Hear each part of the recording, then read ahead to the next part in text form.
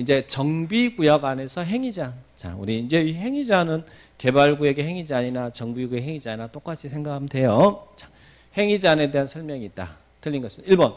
이동이 용이하지 않는 물건을 1홀 이상 쌓아놓은 행위는 시장군수에 허가받는다. 받아요? 적치. 1홀 이상 적치. 이건 국토계획법, 개발법, 정비법에서 다 마찬가지입니다.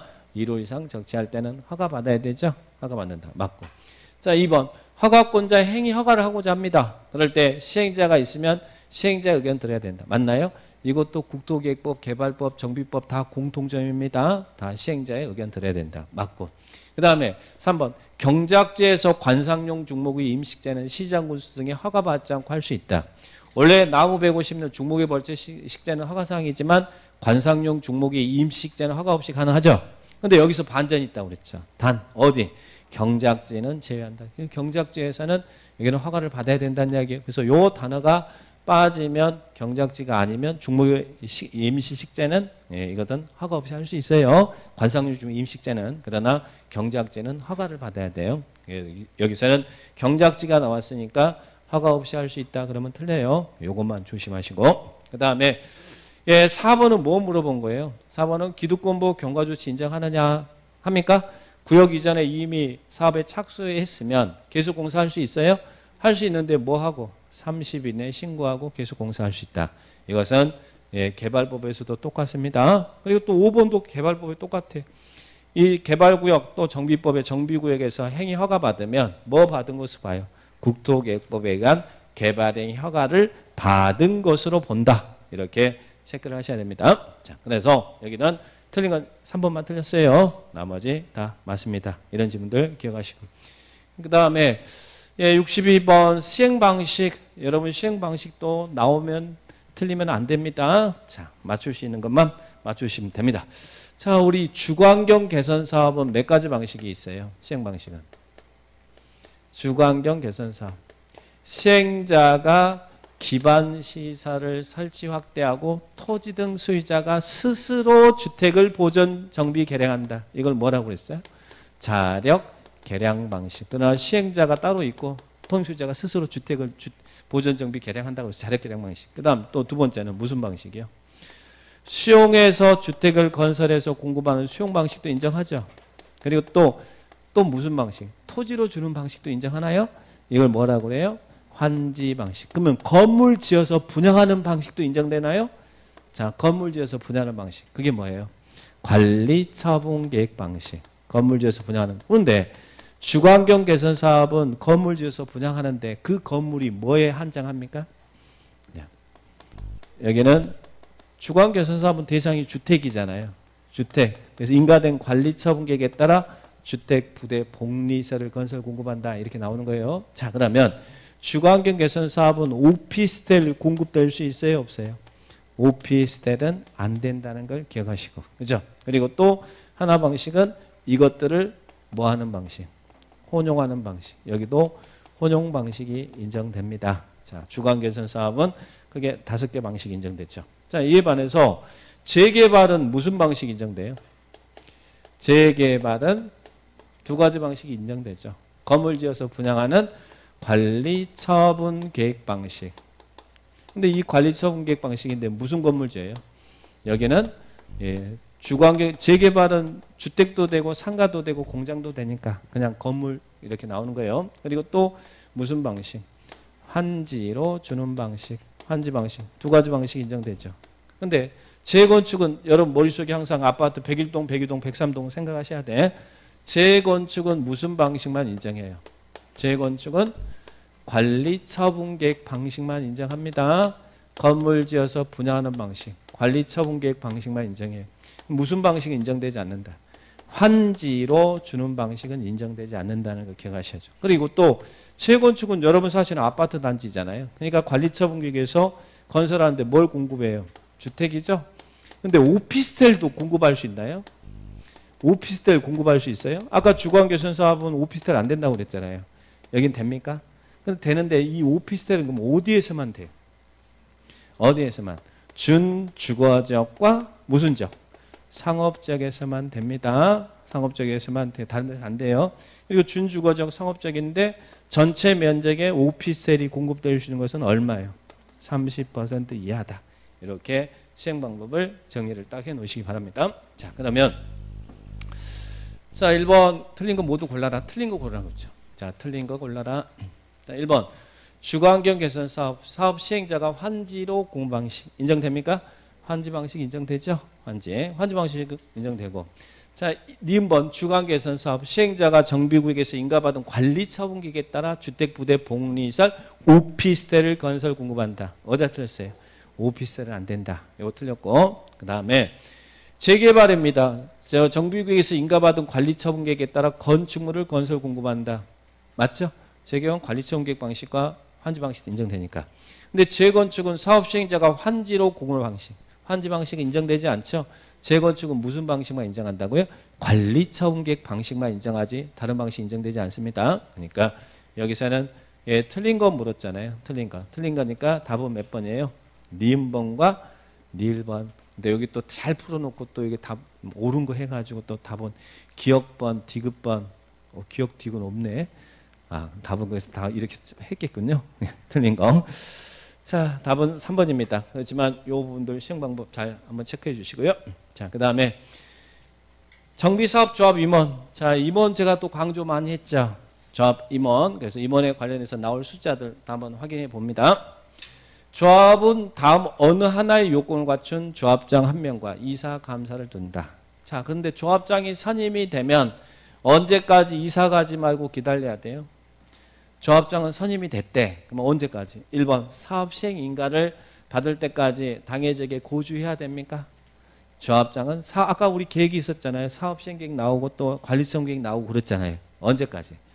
예, 조합장은 선임이 되면 관리청 계획 인가를 받을 때까지 고주하고 있어야 돼. 아까 이 관리청 인가 받을 때까지 사업 시행 인가가 아니라 관리청 인가 받으면 그 비로소 건물 철거하고 사과하잖아요. 그러니까 여기는 관리청 계획 인가를 받을 때까지 고주해야 된다. 자, 그러면 이 조합장 이사 감사는 어떻게 선임합니까? 임원의 이 자격 요건을 강화해 버렸죠. 자, 여기서 나오는 게 뭐예요? 315 그랬잖아요.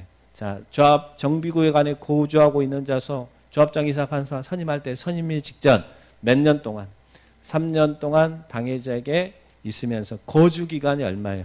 1년 이상 거주하거나. 그래서 3년 동안 1년 이상 거주하거나 또는 두 번째 정비구역에 위치한 건축물 토지를 몇 년 이상 소유하거나 5년 이상 소유하거나. 그래서 여기가 315 하는 거예요. 3년 동안 1년 이상 거주하거나 또는 토지 건축물을 5년 이상 소유하거나 이 둘 중에 하나에 해당돼야 조합장 이사 감사가 될 수 있다는 이야기예요. 315에 해당돼야. 그리고 그 선임된 자 중에서 조합장은 관리청계 인가를 받을 때까지 거주하고 있어야 된다. 이런 부분들 기억하시고. 그리고 조합 임원의 임기는 몇 년이에요? 임원의 임기는 3년입니다. 3년 이하 범위에서 정관으로 정하되 조심할 거. 연임할 수 있어요? 연임할 수 없어요? 연임할 수 있다. 여기 없다 그러면 안 된다는 거. 그리고 또 다섯 번째는 임원의 결격 사유입니다. 근데 정비법에만 있는 게 있잖아요. 네 가지는 어디는 다 공통 결격인데 정비법은 정비법을 위반해서 벌금 얼마예요? 벌금 얼마? 100만 원 이상의 형을 선고받고 몇 년이 지나지 않은 사람은 임원이 될 수 없나요? 5년이에요? 10년이에요? 10년이라는 거 기억합니다. 종전에 5년인데 지금 요건 강화해서 10년이 지나지 않은 사람은 임원이 될 수 없다. 그래서 임원에 관련된 숫자들 다시 한번 꼭 확인해 보시기 바랍니다. 답은 몇 번이에요? 답은 1번입니다. 1번이고 나머지 지문들은 다 맞는 지문이다. 자, 이렇게 체크를 해 놓으시고요. 자, 그 다음에 관리처분계획. 자, 우리 관리처분계획. 정비법에서 나오는 것 관리처분계획. 관리처분계획이 뭔지 알아요? 분양계획이죠. 관리처분계획 및 관리처분에 대한 설명이다. 오는 것은. 자, 1번. 관리처분계획 인가고시가 있으면 아까 무슨 효과 발생한다고 그랬어요? 비로소 이제 인가고시가 있으면 철거하고 사업 시행하니까 관리처분계획 인가고시가 있으면 다 나가야 된다고 그랬죠? 사용식 정지한다고 그랬잖아요. 그런데 동의받으면 사용식 할 수 있나요? 없나요? 자, 제가 눈물의 폐업정리 이야기했잖아요. 그러니까 여기는 관리처분계획 인가고시가 있으면 종전 토지 건축물을 사용할 수 없습니다. 다 나가야 됩니다. 그렇지만 동의받으면 사용할 수 있다. 여기는 동의받으면 할 수 있어요. 그래서 동의를 받거나 손실보상금 지급이 완료되지 않으면 예, 사용식 할 수 있습니다. 그러니까 여기는 동의받으면 사용할 수 있다. 근데 이 동의 없으면 예, 사용할 수 없다 맞아요. 근데 동의받으면 할 수 있습니다. 자, 그 다음에 예, 2번 관리처분 계획에 의해서 예, 주택을 공급할 거예요. 자, 요 주택 공급도 꼭 기억을 잘 해 놓으셔야 돼. 관리처분 계획에서 주택 공급할 때 원칙은 어떻게 줘요? 여기도 1주택으로 주는 게 원칙이죠. 근데 여기서는 소유한 주택수만큼 공급하는 지역도 있고 또 1주택이 공급되는 지역에서도 똘똘한 한 놈은 1+1 행사가 해서 2주택 공급도 가능한 지역이 있고 또 소유한 주택수 범위 내에서 3주택을 공급하는 경우도 있잖아요. 그 주택 공급에 관한 규정을 잘 체크합니다. 그 중심에는 재건축이 있다는 거예요. 재건축. 자, 그러면 여기는 관리처분계획 수립 시 과밀 억제권역에 위치하지 않는 재건축 사업의 토지 등 소유자에게는 소유한 주택수만큼 공급할 수 있다. 맞나요? 그죠? 과밀 억제권역이 투기가 강하잖아요. 과밀 억제권역에 위치하지 않는 재건축입니다. 재건축은 소유한 주택수만큼 공급할 수 있어요. 근데 여기가 과밀 억제권역에 있는 재건축은 몇 채조예요? 과밀 억제권역에 있는 재건축은 재개발은 무조건 1주택이니까 상관없는데 재건축은 투기과열지구 조정대상 지역이 아니다는 걸 전제로 해요. 자, 그러면 과밀 억제권역에 있는 재건축은 몇 채 받아요? 자, 재건축 지역에서 여러분이 주택을 5채 가지고 있어요. 자, 그런데 이 해당 지역의 관리처분계획에서 주택 공급할 때 그럴 때 예, 해당 지역이 과밀 억제권역이고 과밀 억제권역이 아닌 지역으로 나눠서 이 과밀 억제권역이고 여기는 과밀 억제권역이 아니에요. 과밀 억제권역이 아니에요. 그러면 과밀 억제권역의 재건축은 몇 채 받아요?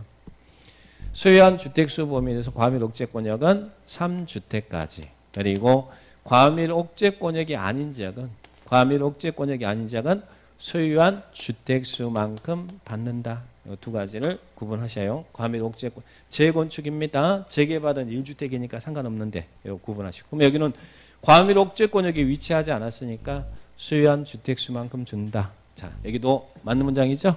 자, 그 다음에 관리처분계획 수립에서 아까 누구한테 인가받으라고 했어요? 관리처분계획은 시장군수 등한테 인가받아라. 그죠? 인가받아요. 근데 인가받은 관리처분계획을 변경하거나 중지하거나 폐지할 때는 어떻게 해야 돼요? 인가받은 관리처분계획을 변경, 중지, 폐지할 때도 또한 같다. 인가받아라. 변경 인가받아라. 중지 인가받아라. 폐지 인가받아라. 받아야 돼요. 그래서 중지할 때 신고한다가 아니라 똑같이 인가받습니다. 다만 경미한 변경은 신고죠. 그러니까 인가받은 사항을 중지할 때 신고한다 그러면 안 되고 인가받아라. 이렇게 기억하시고. 그 다음에 자, 재개발입니다. 여기는 재개발이 중요하죠. 재개발. 자, 재개발의 관리처분은 정비구역 안에 지상권자에 대한 분양을 포함해요? 포함하잖아요. 자, 우리가 관리처분 계획이 뭐였어요? 분양계획이잖아요. 그러면 분양 신청을 접수받아서 어떻게 주겠습니다 하는데, 자, 우리가 재개발에 있어서 토지 등 소유자란 누굴 이야기해요? 토지소유자, 건축물자, 지상권자잖아요. 근데 지상권자는 뭐 하는 사람이에요? 토지를 사용하는 사람이잖아요. 그러면 분양 신청을 할 때 토지 소유자한테 분양 신청하게 할 거냐, 아니면 그 토지를 사용하는 지상권자에게 분양 신청하게 할 거냐, 아니면 둘 다 줄 거냐. 자, 우리 재개발에 있어서 관리처분은 지상권자에 대한 분양은 포함하지 않습니다. 누가 분양 신청해야 돼? 토지 소유자가 분양 신청해야 된다는 거요. 요거 조심하셔요. 그래서 재개발입니다. 재개발의 관리처분은 지상권자에 대한 분양은 포함하지 않습니다. 토지 소유자가 분양 신청해야 된다는 걸 기억하셔요. 예, 재개발의 관리처분은 지상권자에 대한 분양은 포함하지 않습니다. 그리고 또 여기는 5번은 재건축입니다. 재건축은 사법적 영역이 강해요. 우리 법에 관리처분계 기준이 있지만 재건축은 전원이 동의하면 관리처분계 기준을 따로 정할 수 있어요, 없어요? 있다라는 이야기야. 재건축은 전원이 동의하면 관리처분계 기준을 따로 정할 수 있다. 그래서 여기 있는 4번, 5번 지문도 잘 기억하세요. 자, 그래, 이 부분도 체크합니다. 여기 답은 2번이 답이죠? 2번이 답이고 나머지는 틀렸습니다. 틀린 부분들 체크를 하시고요. 자, 그 다음에 이제는 정비법 다 끝났고 이제는 주택법 갑니다. 자, 주택법상 우리 세대 구분형 공동주택이죠. 제가 세대 구분형 공동주택, 도시형 생활주택, 국민주택 이런 것들은 정리를 잘 해놓으시라고 했어요. 근데 세대 구분형 공동주택은 신축하는 경우와 기존 주택이 세대 구분형으로 설치되는 경우 두 가지 경우가 있다고 그랬죠. 자, 여기는 새로 세대 구분형 공동주택을 신축하는 게 아니라 기존 주택이 세대 구분형으로 설치되는 기준이죠. 자, 설치 기준입니다. 여기다 틀린 것은 그 구분된 공간 일부에 대해서 구분 소유할 수 있어요, 없어요? 우리 집에 나무집 들어와 살지만 구분 소유는 할 수 없습니다. 그래서 구분 소유를 할 수 없는 주택이 있다. 구분 소유를 할 수 있는 주택이다 그러면 안 되고. 그 다음에 세대 구분형 공동주택이 만들어지는데 여기가 101동이 있고 101호에 지금 한 집인데 일부를 세대 구분형으로 만들 거예요. 근데 세대 구분형 만들 때 기존 주택이 세대 구분형으로 설치될 때는 정확하게 기존 세대 수를 포함해서 몇 세대여야 돼요? 2세대 이하. 정확하게 한 지붕 두 가구입니다.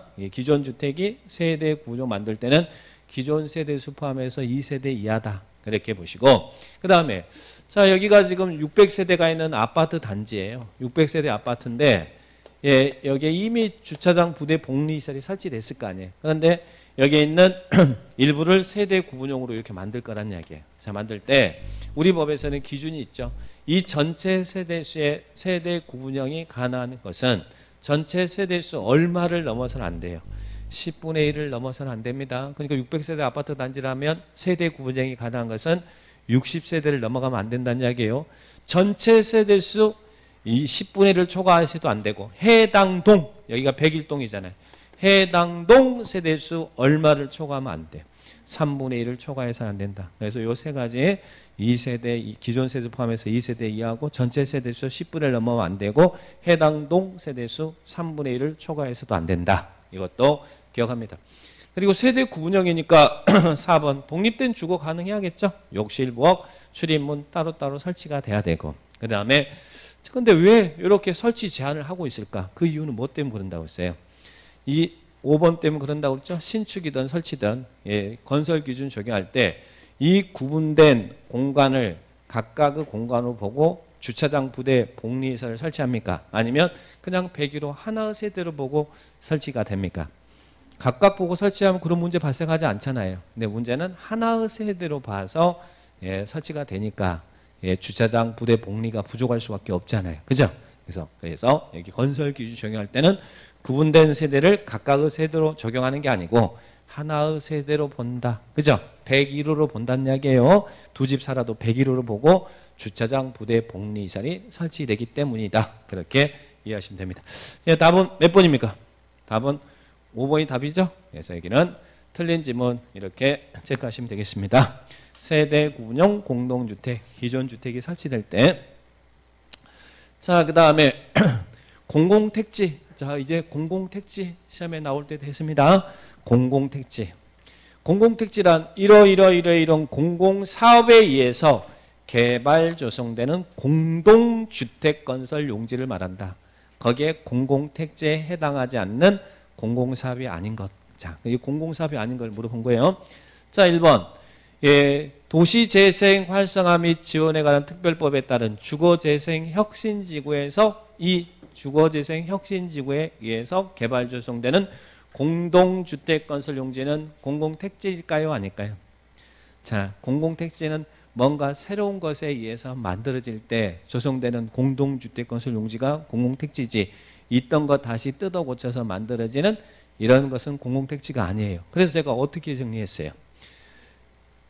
재생이라는 단어가 나오거나 정비라는 단어가 나오면 그것은 공공택지가 아니다. 정비 사업에 의해서 개발 조성되는 공동주택 용지 여기처럼 재생 이런 재생 사업에 의해서 조성되는 공동주택 건설용지는 공공택지가 아니다. 그리고 또 개발 사업을 우리 개발 사업 방식은 수용 방식, 환지 방식 있잖아요. 근데 환지 방식으로 조성되는 공동주택 건설용지는 공공택지가 아니다. 그리고 또 도시개발조합은 환지 방식으로 할 때만 조합을 만들 수 있으니까 도시개발조합에 의해서 조성되는 공동주택 건설용지는 공공택지가 아닙니다. 여기서 말하는 공공사업이 아니라는 이야기예요. 그래서 요걸 잘 기억해 놓으세요. 정비사업, 재생사업, 환지방식, 도시개발조합은 공공택지가 아닙니다. 그래서 여기는 답은 1번이 답이에요.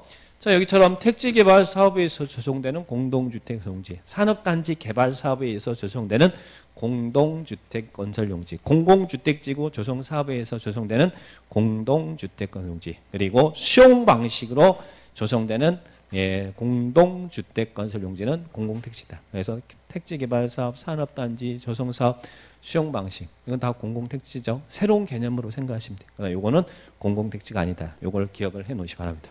답은 1번입니다. 맞추셨어요?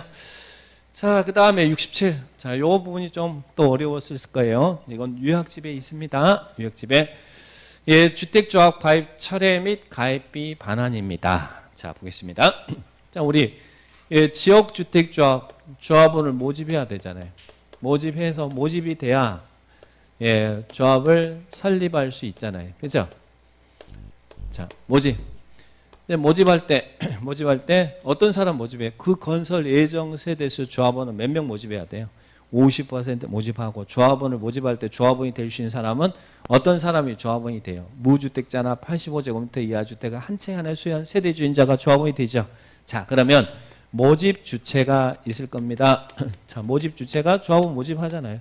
모집할 때 이제 가입 계약서 작성할 거 아니에요. 그래서 이제 조합 가입했습니다. 가입자입니다. 자, 그러면 여기에는 이제 가입할 때 가입비 예치할까요, 안 할까?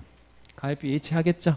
자, 여기서 이제 이렇게 계약이 성립됐어요. 가입 계약서 작성했으니까. 자, 계약했습니다. 자, 그러면 가입비를 예치하니까 예치 기관이 나올 거 아니에요. 자, 그러면 가입을 했으면 이 금액을 여기다가 예치 기간에다가 예치하겠죠. 자, 그러면 이 가입자가 가입 계약을 했는데 가입을 청약을 철회할 수 있을까 없을까? 할 수 있을까요? 자, 그거 이제 본 거예요. 가입 청약 철회와 그리고 가입비 반환에 대한 내용을 한번 보는 겁니다. 자, 그러면 가입을 신청한 사람은 가입비를 예치했죠. 예치했으면 몇 일 이내 여기에 모집 주차에다가 청약에 대한 의사 표시를 할 수 있을까? 청약 철회를 할 수 있을까? 청약 철회는 예치한 날로부터 몇 일요?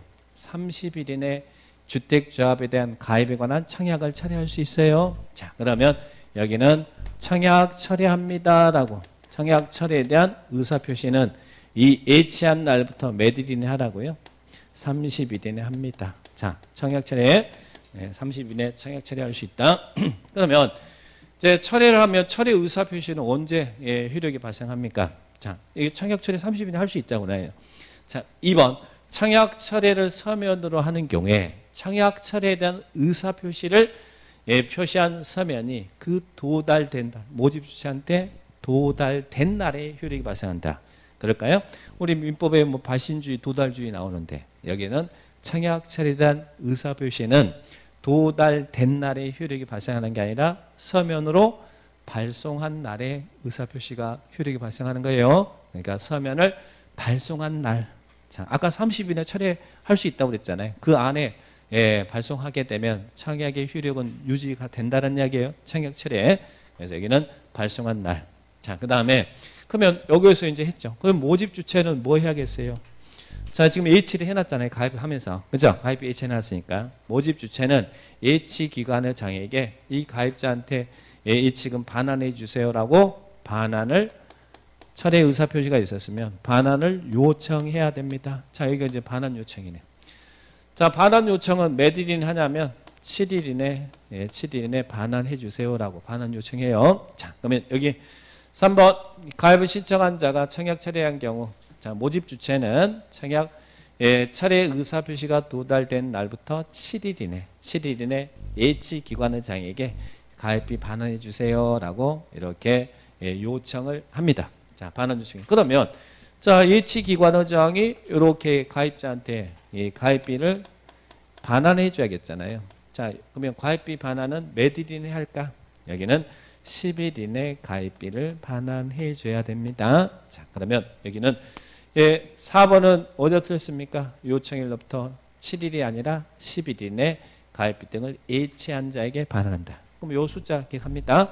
청약철의 의사표시는 30일. 그리고 청약철의 의사표시가 도달되면 모집 주체는 예치기관장에게 7일 이내 가입비 반환을 요청합니다. 그럼 요청을 받으면 예치기관장은 몇 일 이내 가입비를 반환해 주라고요? 10일 이내 반환한다. 30일, 7일, 10일 이렇게 정리를 딱 하시면 되겠습니다. 자, 그러면 이제 볼 것은 저 청약 철회 인정했잖아요. 그러면 이 청약 철회를 이유로 모집 주체는 위약금이나 손해배상을 청구할 수 있어요, 없어요? 할 수 있다고 그래 놓고 이게 그를 이유로 위약금을 내라고 하거나 손해배상 청구하거나 하면 안 되잖아요. 그러니까 우리 법에서는 뭐 해라. 이때는 신청한 자에게 청약 철회나 위약금이나 손해배상을 청구하면 안 돼요. 그래서 청구할 수 없다. 이렇게 정리를 딱 합니다. 답은 5번이 답입니다. 그래서 이런 가입비 반환, 가입 철회 이런 내용들 한 번만 체크 한번 해주시고요. 최근 들어온 겁니다. 들어온 내용이니까 자, 아직 시험에는 뭐 당연히 한 번도 나온 적은 없겠죠. 그렇지만 한 번 정도는 봐주시기 바라요. 요약집에 있습니다. 여기 있으니까 참고하시고. 자, 그 다음에 68번은 주택법상 주택공급과 관련하여 금지되는 공급질서 교란행위에 해당하지 않는 것은. 자, 우리 양도가 금지된 증서지, 주택조합원의지 양도가 금지되죠. 주택상환사채 사고 팔아야만 돼. 양도 금지 증서지이죠. 자, 그리고 주택조합원의 지, 이게 청약통장, 또 이건 뭐 이주대책 대상자 지위 이런 것도 뭐 하면 안 된다는 거예요. 이 네 개부터 먼저 봐요. 뭐 하면 안 된다고. 매매도 안 되고, 징여도 안 되고, 알선도 안 되고, 광고도 안 되죠. 근데 단 무엇은 돼요? 상속과 저당은 가능합니다. 그건 이미 우리 앞에서 배웠어요. 자, 여기서는 양도 금지 증서지가 아닌 거 볼 거예요. 자, 도시개발채권은 양도 금지 증서지 아닙니다. 도시개발채권은 우리 개발법에 채권이 있잖아요. 자, 개발법에 채권 2개 있죠. 뭐 있습니까? 도시개발채권하고 토지, 상환, 채권 있죠? 수용 방식으로 할 때 시행자가 보상대금 지급해서 채권 발행하잖아요. 토지 상환 채권 기명이죠. 기명이지만 채권을 취득한 사람, 다른 사람한테 이전할 수 있어요, 없어요? 토지 상환 채권 이전 가능합니다. 그리고 도시개발 채권은 무기명 증권이잖아요. 이거 당연히 양도 가능한 거예요. 그래서 도시개발 채권과 토지 상환 채권은 양도 금지 증서지 아닙니다. 양도 가능해. 그래서 도시개발 채권, 토지 상환 채권, 또 담보 물권자의 지위, 담보 물권자의 지위가 저당권자잖아요. 이런 담보 물권자의 지위. 그리고 또 분양권도 양도 금지 증서지입니까? 분양권은 일정한 지역에서 전매가 제한되는 것이 분양권 자체가 거래가 안 되는 건 아니죠. 전매 제한 지역에서만 분양권 거래가 안 되는 것이지, 그죠? 분양권 자체가 양도 금지 증서지는 아니에요. 그리고 또 우리 아파트 여러분 소유권 이전 등기할 때 채권 매입하죠.